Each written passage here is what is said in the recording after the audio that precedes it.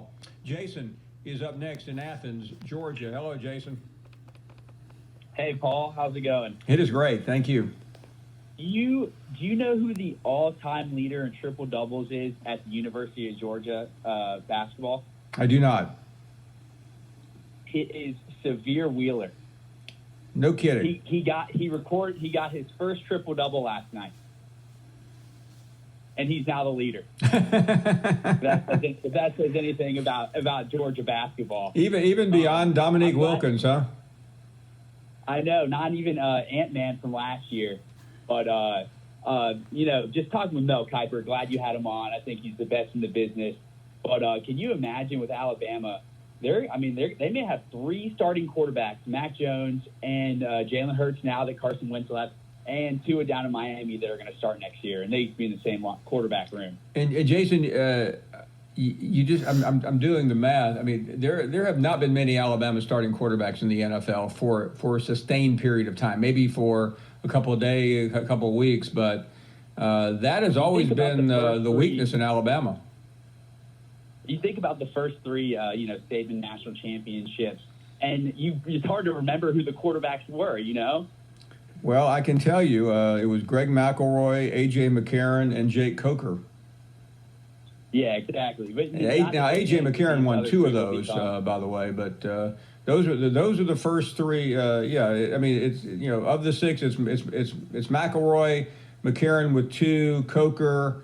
Then you had Jalen Hurts / Tua, and then obviously Mac Jones. Mm-hmm. Well, Paul, what I really came to talk about is all the Kirby Smart talk. Talking about, obviously we all really think it's ridiculous, to even talk about him being, anybody different at Georgia, but we keep talking about getting over the hump, which I want more than anybody to. But I think we talk about enough how much of a role model is Kirby Smart is, with his players, how he connects with families, and that's why he is such a great recruiter. And really just like the face of the program that we have, I think he's a great role model, and a lot of people look up to him, and he does a lot of stuff to stand with his players in the community. And I think that's overlooked. Obviously we all want a title, but you got to think about those factors too when looking at a coach. Jason, if you said to me, okay, look at all the SEC head coaches today, and who will be in that position 20 years from now, I would say Kirby Smart would be my first pick. I don't think he's going anywhere, and and he doesn't want to go anywhere.